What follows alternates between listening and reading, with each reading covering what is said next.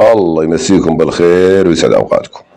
اليوم بدنا نكمل سوالفنا بالحلقه الثالثه عن رحلتي عبر الزمن. دخلنا حمص بعد العصر، سالنا على صاحبنا ولقيناه واعطيناه المكتوب. قرا ورحب بينا خوش ترحيب ودخلنا على بيته بكل اكرام.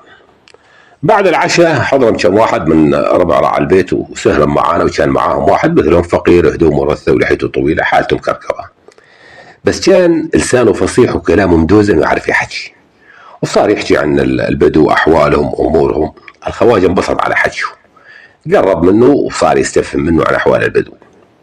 سأل الخواجة عن اسمه، قال أنا اسمي نوفل السنكري وشغلي أسوي قرب سيوف وأصلح بنادق، وكل سنة لما تقرب العربان من ديرة حمص أروح أشتغل وأظل عندهم لشتوية، لما يشرجون أرد لبيتي، ولي كثير معارف وأصدقاء بالعربان.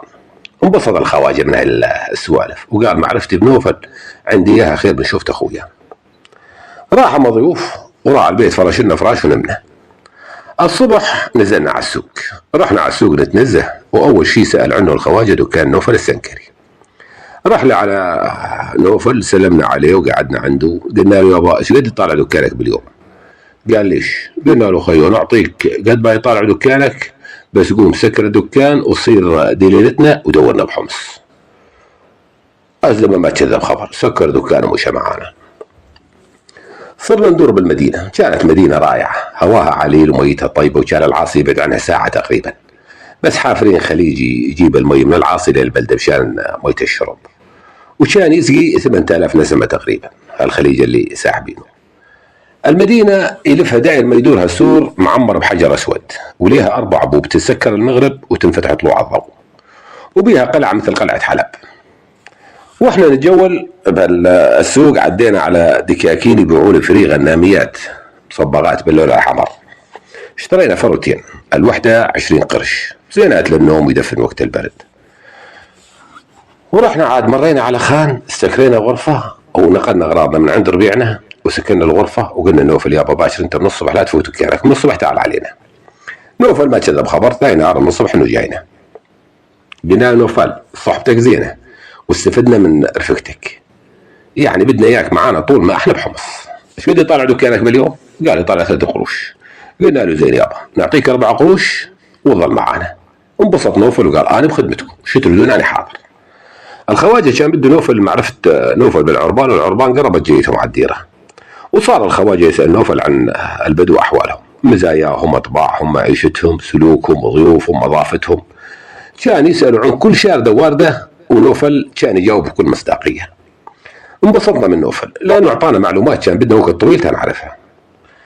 كان او كنا كل يوم نطلع نتنزه بالبلد وندور بساتين حمص ونضيع وقت، يعني قلنا تدرس الشتويه والعرب يقربون من حمص مشان نقدر نصل لهم، لانه العربان يبلشون يتوغلون بالباديه بدايه التشارين، يروحون تشاريج بجمالهم وخيلهم وغنامهم، يدورون الدفا والمي والمراعي، يظلون يترحلون ما يطولون بنزلهم، يعني انكثرت يوم يومين ويشيلون، يظلون على تشريقهم هذا تيصلون، قسم منهم بغداد وقسم منهم يصل البصره وقسم منهم شط العرب.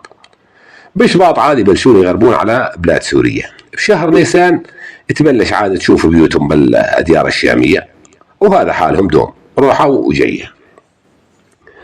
الخواجه قال اريد منك تشتري 10 فري مثل اللي اشتريناه، و10 مشالح سود و50 كوفيه. دفعنا حقن 600 قرش، وحطيتن بالغرفه مع جمله الاغراض اللي خذيناها من حلب. ظلينا بحمص 30 يوم. حمص مدينه كثير زينه، واهلها طيبين، اهل كرام، اجسامهم صحيحه ودمهم صافي ووجوههم حمر. الا عندهم شويه غشهم، ما هم مثل اهل حماه، رغم ان المسافه بين حمص وحماه قريبه، ويشربون من نفس المي من العاصي، نفس العاصي يشربون منه حماه ويشربون منه حمص، بس المي تتغير بمرورها بالارض. سبحان الله، لون المي الداخل بحماه لونها ازرق صافي، ولون المي الداخل حمص مي بيضة مثل الحليب. فيمكن حركة المي من أرض الأرض سوت هذا الاختلاف بين أهل حماه وأهل حمص. قلنا نوفل يابا بدنا نروح على جريد صدد، شوف لنا ناس يشيلون بضاعتنا ويوصلونا لصدد. قال على الراس والعين. غاب ساعة ورجع، قال اصبروا اليوم الأربعاء يجون ناس من صدد يبيعون عبي بحمص، لأنه كل يوم أربعاء يقوم سوق بحمص وتجي الناس من كل الولايات الحمص مشان البيع والشراء. لما صار يوم الاربعاء جم اهل صدد وباعوا مرزاقهم وشافوا نوفل واتفق معاهم وجابهم علينا على الغرفه واتفقنا على الكره. اليوم الثاني من الشفاق تركنا حمص باتجاه صدد، اني والخواجه وثمانيه من اهل صدد وخذينا نوفل معانا. صدد كانت تبعد 12 ساعه عن حمص وطريقها سهل، ما بي لا طلوع جبل ولا نزول وديان. وصلنا صدد عند غياب الشمس، مشى نوفل قدامنا على بيت الشيخ. طبعا الشيخ واهل صدد كلهم نصارى سريان قديمين، رحبوا بينا واستقبلونا احسن استقبال. الشيخ كبير بالعمر، راعي عرف وفهم، اسمه عساف يكنونه ابو ابراهيم.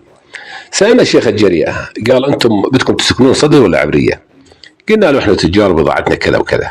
قال يا اخوان هاي بضاعتكم تنباع عند العرب، وانتم اشكالكم مش كان الناس تقدر توصل للعرب، وصلتوا لهم ما تقدرون تعيشون معاهم لبين ما يتبعون ارزاقكم. راح يلحقكم ضرر واذيه منهم، لانه معاشره العرب صعبه بسبب طمعهم، واذا واحدهم ما اعطيته طلبه من طيب خاطرك ياخذوا غصبا عنك، واذا كثرت عليه الكلام يقتلك. الراي عندي اقول باكر افردوا مرزقكم وبيعوا منه اللي تبيعونه، واللي يظل ارجعوا بيعوا على حمص، بيعوه هناك وصفوا تجارتكم وارجعوا من الحلب تسلمون على ارواحكم ومالكم. فصار الحاضرين كل واحد ينطي نصح، والكل اكد من روحه على البدو بها خطوره. اصفر وجه الخواجه من هذا الحكي، التفت علي وحكاني بالايطالي، قال شو تقول بهذا الحكي اللي يقطع القلب؟ قلت له كل هذا الحكي ما يسوى عندي تينه يابسه، البدو يروح على الحرب ما يفكرون يرجع سالم، واحنا رايحين المكان اضرب من الحرب. وانا لما عرفت نيتك شن هي عند العربان بطلت افكر اني راح ارجع لاهلي واني راح اموت، يا يقتلني حدا يا يصير لي قبر يا ما راح يصير لي قبر، ما نفكر بالرجعه بموت. وانت يا خواجه لازم تكون عزيمتك قويه، لا تضعف، واحنا لسه على باول الطريق. بعدين صحيح ابو ابراهيم كبير بالعمر وكبير ربعه ويفهم، بس عرفوا ترى حول الفلاحه وحول جريته وحول امور بيته، امورنا هاي اللي بدنا نسويها اكبر من تفكيره وعقله ما يستوعبها ذاتا. وانت بعدين لا تجيب سيره العربان قدامه. ابو ابراهيم سايروا الوقت الله يفرجها. كيف الخواجه على هذا الحكي وقال املي كبير بيك بعد املي بالله. قاموا من الناس وكل من راح على فراشه، واليوم الثاني قمنا فتحنا بضاعتنا مشان الناس تشوف انه احنا تجار ونستر مقصودنا. اكثر ما بعنا الخام الحمر، بعنا بمبلغ 500 قرش، وبعد يومين ثلاث وقف البيع لانه اهل صدد خذوا كفايته. فقررنا نروح على ضيعه اسمها القريتين، تبعد 10 ساعات عن صدد باتجاه الشرق. استكرينا من اهالي صدد مشان ننقل ارزاقنا وصرنا جاهزين للسفر. نوفل قال يا جماعه اسماءكم ما تناسب هاي الديره، وخاصه البدو، لازمكم اسماء تناسب البدو والحضر.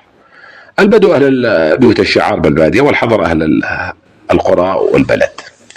اعتمدنا على تسميه الخواجه بالشيخ ابراهيم القبرصي، واني باسم عبد الله الكاتب. اليوم الثاني ودعنا اهل صدد والاحباب وتوكلنا على الله. بعد مشي 5 ساعات وصلنا على جريتين مقابل بعض، واحده على اليمين وواحده على اليسار، والدرب بيناتهم.